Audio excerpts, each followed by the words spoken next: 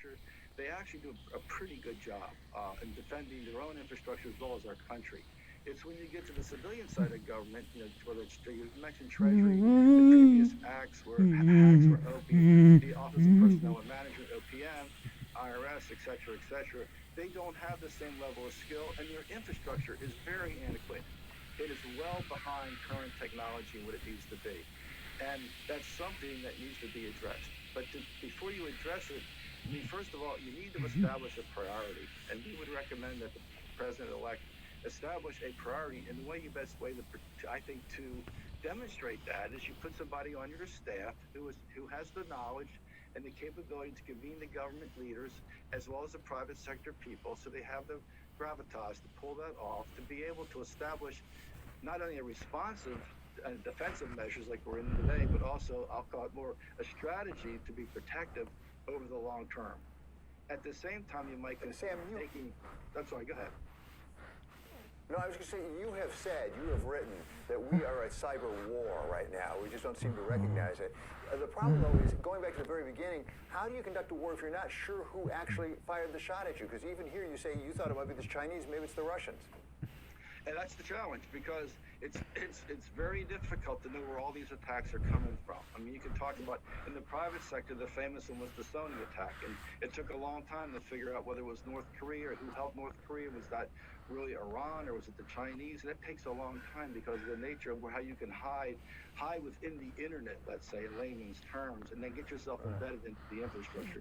The key to doing that, though, is quite honestly, you need to be protective, and also have a mechanism in place to respond. So you have to plan. If you're a government or a company, you have to plan, assuming even though you take all these precautions and maybe your best of breed, something's going to go wrong, and you have to have a response mechanism in place. Which takes us back to your basic point. It's got to be a higher priority for the government. Thank you so much. That's Sam Palmisano, former chairman and CEO of IBM. And this is Bloomberg.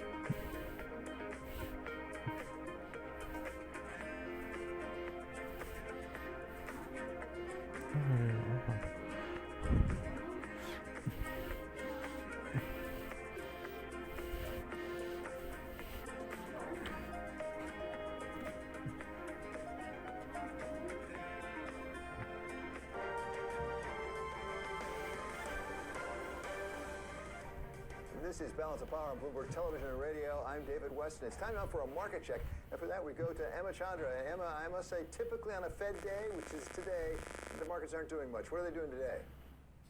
Yeah, you would think they are waiting for something, and of course they are waiting for the results of that FOMC meeting. Let's call them mixed. We're seeing small gains for the S&P 500 and the Nasdaq. The Dow in the red slightly. We've got yields slightly rising, and of course the dollar weakening, all ahead of course of that Fed meeting. Economists waiting to find out any more information on asset purchases from the Fed. Other items the market might be digesting, of course, that miss we saw for U.S. retail sales. That might have sent a small shiver down the spine of some economists worried about the U.S. economy. Also, of course, the market waiting for any news on the stimulus bill. I know that's something, of course, you're talking about a lot about on balance of power. A few movers for you, David, as well. Pfizer in the red today. This is we're hearing that some of the vaccine had to be returned after it got too cold. Down 2.5% at the lows, kind of called back about a percentage point of that. Twitter, look at that, up some 3% today, trading at its highest since 2014. This is as JP Morgan calls it its top internet pick, seeing some 23% in upside for Twitter next year. Exxon also rising, being upgraded by Goldman, the second upgrade for Exxon this week. This is Goldman expects to see a recovery in oil demand as we move to a post-COVID world. And look at Tilray, look at that, up 23%. This is we're hearing news that it will combine with Aphria to make a cannabis giant. And finally, David, I can't come on your show without talking about Brexit. The pound rising against the dollar, hitting a 2-year high, up at 1.35 against the dollar. This is we're hearing optimistic signals about the prospect of a Brexit trade deal. Fishing apparently the only hurdle, David, but of course we've got to wait until we see that deal.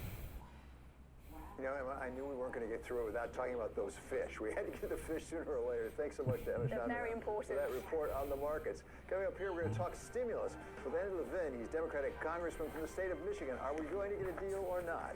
This is Bloomberg.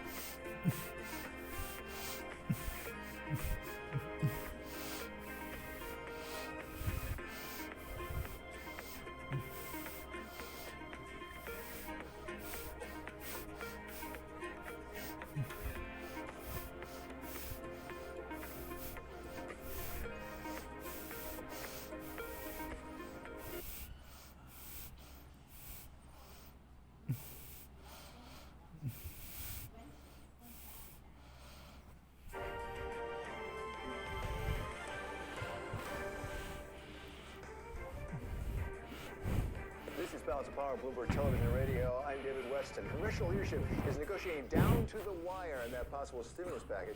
And earlier today, this is what Senate Majority Leader Mitch McConnell had to say about progress.